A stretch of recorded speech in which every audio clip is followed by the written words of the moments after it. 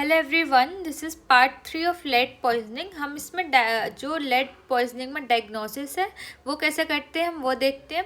हमको left findings क्या क्या मिलती है। एक तो एनीमिया मिलेगा। एनीमिया क्यों मिल रहा है? क्योंकि बोन मैरो सप्रेशन हो रहा था और जो हीमोग्लोबिन सिंथेसिस है उस पर भी इफेक्ट पड़ रहा था। और पंक्टेड बेजोफिलिया मिल देगा। ये क्या होता है? ये जो ब्लू और पर्पल डॉट्स मिलते हैं हमको आरबीसी के साइटोप्लाज्म में।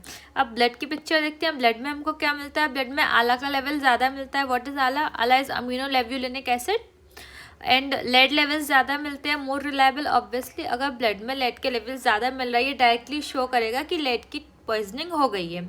और फ्री इरिथ्रोसाइट प्रोटोपोरफायरिन मिलता है। अब यूरिन में क्या क्या मिलेगा? ये जो चीज़ ब्लड में थी अब ब्लड वही किडनी तक जाएगा फिल्टर होने, तो यूरिन में भी उसी के लेवल ज़्यादा होंगे जो कि आला और प्रोटोपोरफायरिन। अब हम देखते हैं रेडियोलॉजी। रेडियोलॉजी में क्या करेंगे? हम एक्सरे करेंगे। हम जो लॉन्ग बोन्स होती हैं उनके मेटाफाइसिस पे हमको लेड लाइंस दिखती हैं। ये मेटाफाइसिस हैं, ये लेड लाइंस हमको यहाँ पे दिख रही हैं। ये एरो शो कर रहा है। ये मोस्ट कॉमनली चिल्ड्रंस में देखी जाती हैं। जब हम एब्डोमेन का एक्सरे करते हैं तो हमको रेडियो ओपेक डिपोजिट्स दिखते हैं जीआईटी में।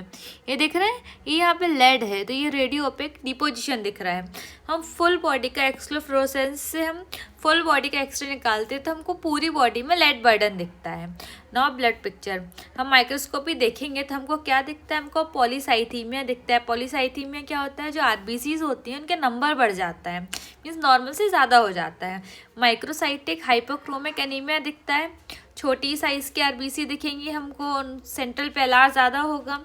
एनआइसोसाइटोसिस दिखेगी, मीन्स आरबीसी से डिफरेंट साइज़ की, ऑब्वियसली कोई छोटी है कोई बड़ी है। पोइकिलोसाइटोसिस, आरबीसी डिफरेंट शेप की होंगी, किसी में कैबोट रिंग है, कोई बेजोफिलिक स्टिपलिंग है, अलग अलग शेप की हमको आरबीसीज दिखेंगी। वही सेम कैबोट्स रिंग और बेजोफिलिक स्टिपलिंग। इसमें ये जो है ये वाली आरबीसी, ये कैबोट्स रिंग है जो कि 8 फिगर फिलामेंट होता है आरबीसी के अंदर, और ये बेजोफिलिक स्टिपलिंग से ये जो दिख रहे हैं ब्लू डॉट दिख रहे हैं आरबीसी के साइटोप्लाज्म में, ये बेजोफिलिक स्टिपलिंग है। नाउ ट्रीटमेंट में हम क्या करते हैं? जो भी एक्सपोजर है वो हमको एक्सपोजर वहाँ से हटा देना है। इसमें हम एंटीडोट यूज़ करते हैं कैल्शियम डाइसोडियम EDTA।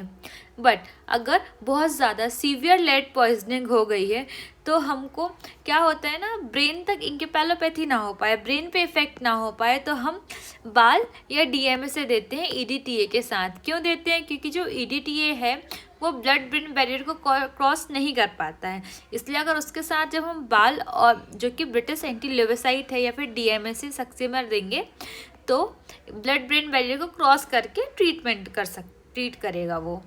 ओके, ये ट्रीटमेंट था। सो यहाँ पे ये लेड ख़त्म होता है, लेड पॉइजनिंग ख़त्म होता है। That's it for today's video. Thank you so much.